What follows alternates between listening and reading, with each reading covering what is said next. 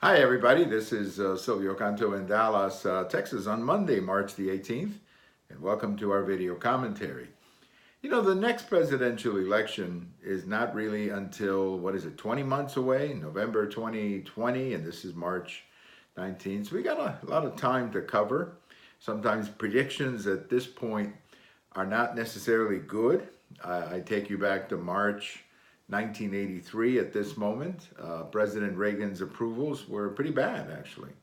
He was coming out of the 1982 recession, and his approval was way down. As you may remember, 1982 was a tough year for the world economy, and many of the major currencies around the world suffered devaluation. So it was a bad year for the economy, and by March of 1983, obviously, some of the blame was going to President Reagan.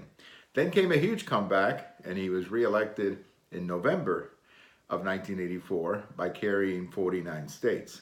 So what we are seeing now is not always what we will see in November. That was also true of President Clinton in March of 1995.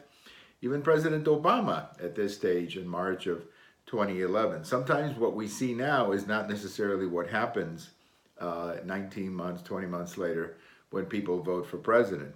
So what we are seeing with President Trump, though, is a couple of things that should make him happy.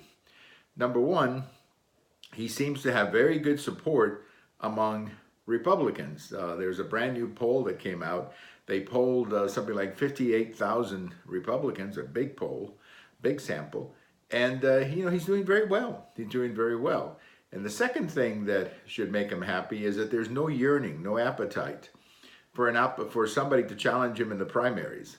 And that, of course, means that he doesn't have to worry about being attacked from within, because he can just kind of sit back and watch the Democrats fight among themselves. So those two things, support within the party and no opposition in the primaries, are two things that make an incumbent a little stronger.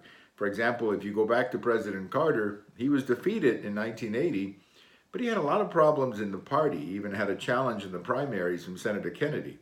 If you go back to 1992, the first President Bush had not just a challenge in the primaries, but there was a third party in the name of Ross Perot, and that took a lot of votes away from him. At this moment, there is no challenge for President Trump.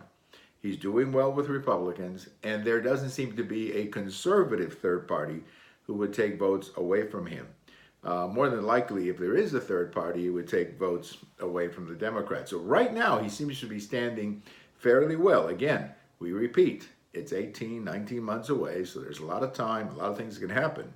But as of right now, you have to like his electoral position as of the moment. So we'll keep an eye on it, but if you're the White House looking at your reelection, I have to think that right now you're feeling pretty good about the numbers in the country.